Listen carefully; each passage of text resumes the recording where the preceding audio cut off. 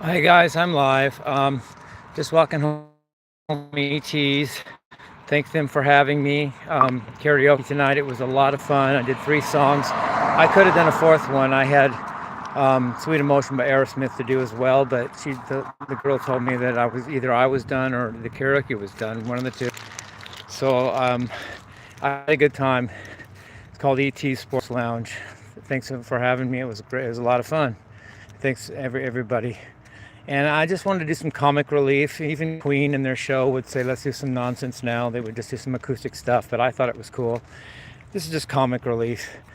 But I just wanted to, for fun, I want to talk about the people, the guys that inspired me to be Shirtless Guy, the guys I think were cool when I was growing up and all that. And I want to give some examples, and I just think it'll be fun. Why not? First of all, in the 80s, you were dumb if you didn't want to be Richard Branson. The guy had his hair, for one thing. He was a billionaire. He just sold Virgin Airlines for $1 billion in like 1988. And he's an Englishman. And first of all, 23andMe, my DNA says that I'm 86.5% English and Irish by DNA. And not only that, my adoptive dad name is Wiseman, which is my name, and that Wiseman is an English name. My adopted dad is English, so I get that vibe. And Mr. Branson was so cool to be this cool guy that was also a billionaire in the 80s. Second guy I want to mention is Alan Rickman, my favorite actor. Richard Branson's not an actor, but Alan Rickman is. He's my favorite actor of all time. I loved him in Die Hard. He didn't only play in that, but I love him in that. And I want to talk about some scenes that I liked. I love his opening monologue actually, not dialogue. He goes, he stands there, he goes, ladies and gentlemen, and then he opens this book like he has to read it, LOL. And he goes, due to the Nakatomi Corporation's legacy of greed around the globe, they're about to be taught a lesson in the real use of power. You will be witnesses. That was so cool. I mean, who can do that? That was such a cool line that I even liked other things in the movie. One line he goes, Bruce Willis says, what do you think, I'm fucking stupid, Hans? And all of a sudden his guys come through and he goes, you were saying? That was cool. And not only that, when Mrs. McClane, played by Bonnie Bedelia, says, after all your little speeches, after all your little antics, you're just a common thief. And he goes, and Alan Rickman says, I'm an exceptional thief, Mrs. McClane, and since I'm moving up to kidnapping, you should be more polite. I thought that was so cool. I have acting in me somehow, but I never did it. But I'm really an acting connoisseur. Next guy. Now that I'm on the Die Hard subject, Alexander Goldenov. He played Carl in Die Hard, and he had my dad's energy, my adoptive dad. My dad and Alexander Goodenough would have been good in a movie in a sparring session because he has the height of my dad, and he has the lethalness of my dad, at least in the movies. He was actually a Russian dancer. Is a Russian dancer. And that's how he got his moves to play his martial arts scenes. And they always wanted him to play in that role, and he didn't want it. He didn't want to be just a heavy for hire or anything. He wanted something else. But I always lamented that because I would have loved to see him be like the next Steven Seagal or something.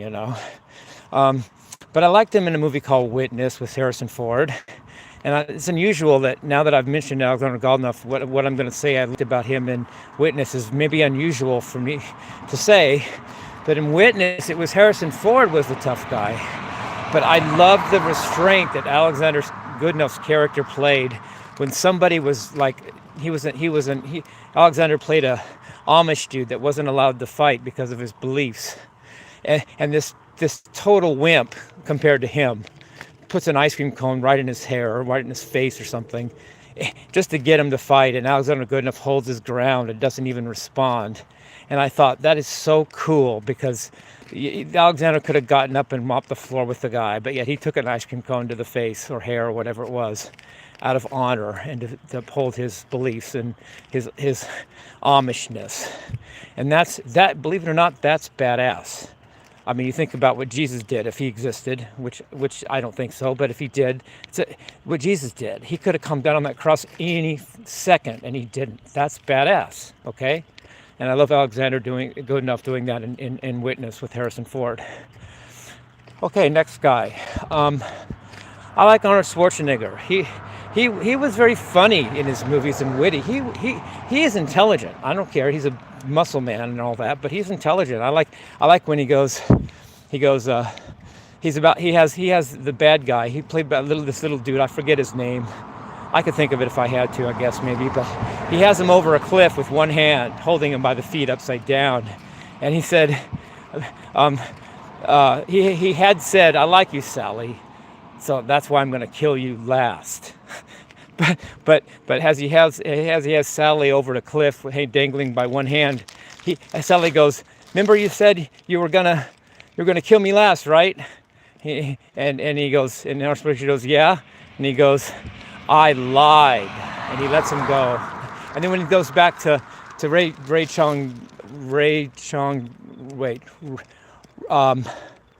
what's her name? Something Don Chong. The girl in the movie. He goes, "What'd you do to Sally?" And Arnold says, "I let him go," which is really cool. And he just was cool with his one-liners. One movie he said, "You can have his car. He won't be needing it." Of course, because he's dead. Or he says, he has a guy right next to him, that's actually just killed and has a hat over his face or something so nobody knows he's dead. And he goes, "Don't disturb my friend. He's dead tired." That's so cool, That's cool, These guys were cool, and I watched this stuff growing up, and I didn't dream of being these guys. I mean, to be honest, but it went in my brain, and I want to be like those guys. And then the next guy, I'll say Clint Eastwood. He was cool. I liked him in Pale Rider.